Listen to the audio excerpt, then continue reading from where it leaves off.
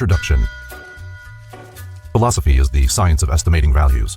The superiority of any state or substance over another is determined by philosophy, by assigning a position of primary importance to what remains when all that is secondary has been removed.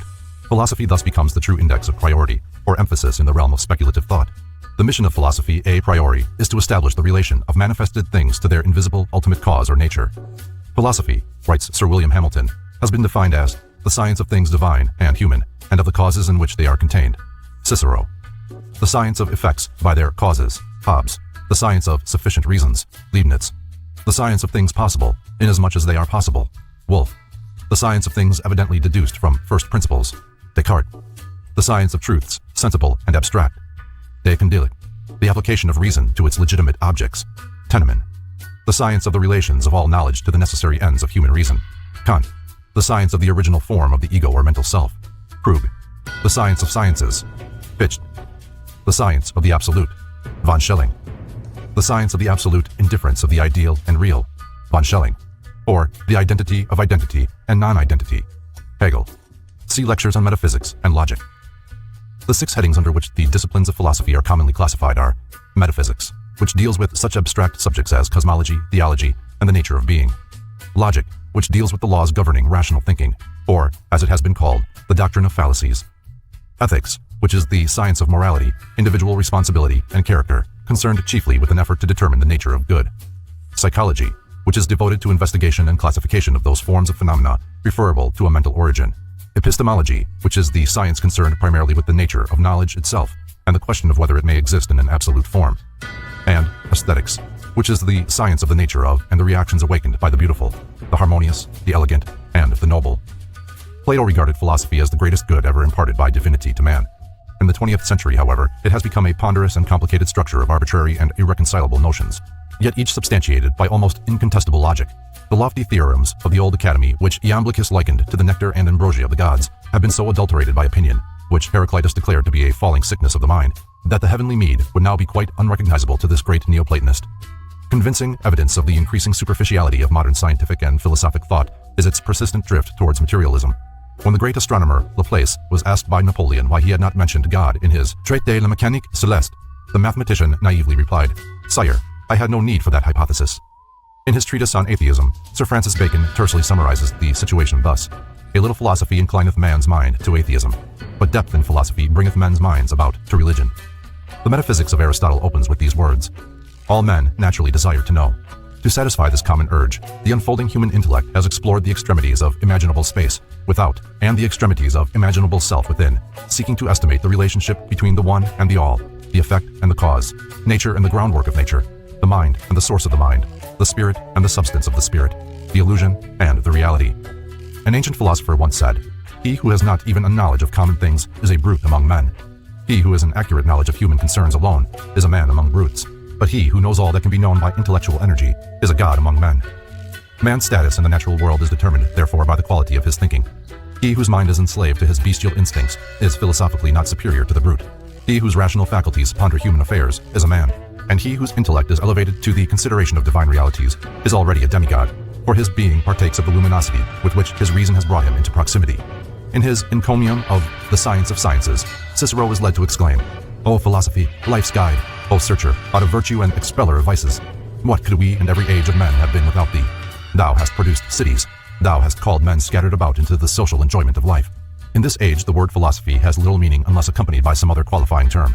The body of philosophy has been broken up into numerous isms, more or less antagonistic, which have become so concerned with the effort to disprove each other's fallacies that the sublimer issues of divine order and human destiny have suffered deplorable neglect.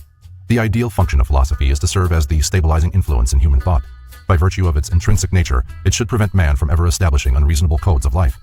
Philosophers themselves, however, have frustrated the ends of philosophy by exceeding in their wool-gathering those untrained minds whom they are supposed to lead in the straight and narrow path of rational thinking. To list and classify any but the more important of the now recognized schools of philosophy is beyond the space limitations of this volume.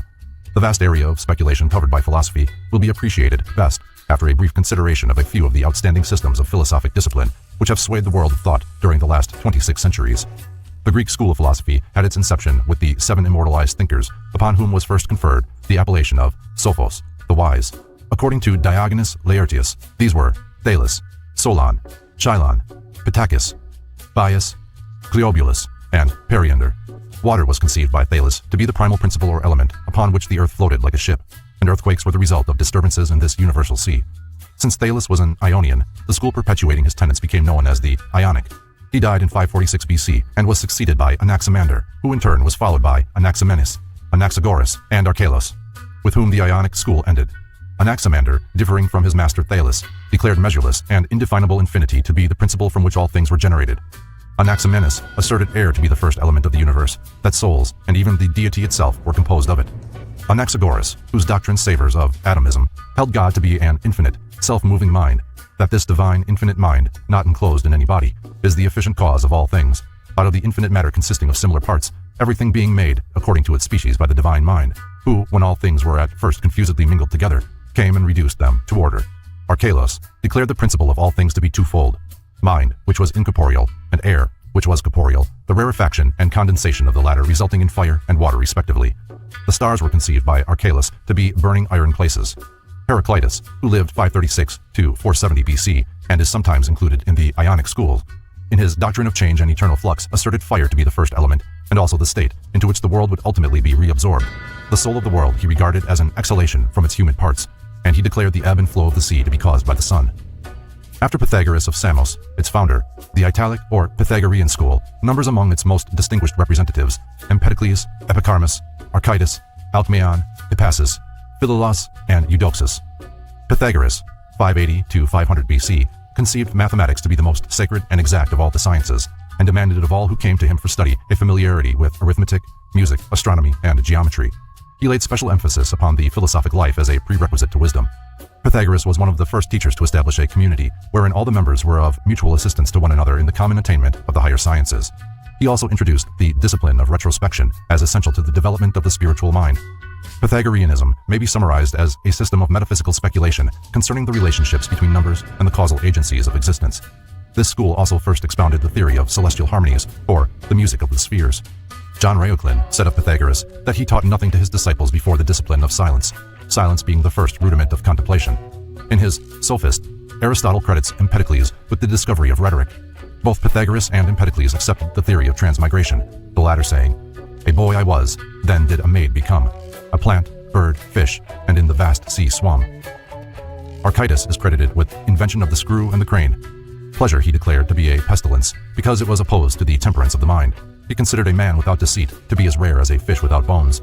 The Eleatic sect was founded by Xenophanes, 570 to 480 BC, who was conspicuous for his attacks upon the cosmologic and theogonic fables of Homer and Hesiod.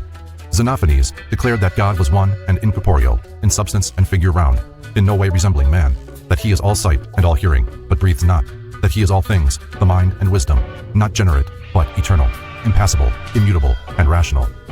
Xenophanes believed that all existing things were eternal, that the world was without beginning or end, and that everything which was generated was subject to corruption. He lived a great age and is said to have buried his sons with his own hands. Parmenides studied under Xenophanes, but never entirely subscribed to his doctrines. Parmenides declared the senses to be uncertain, and reason the only criterion of truth. He first asserted the earth to be round, and also divided its surface into zones of heat and cold.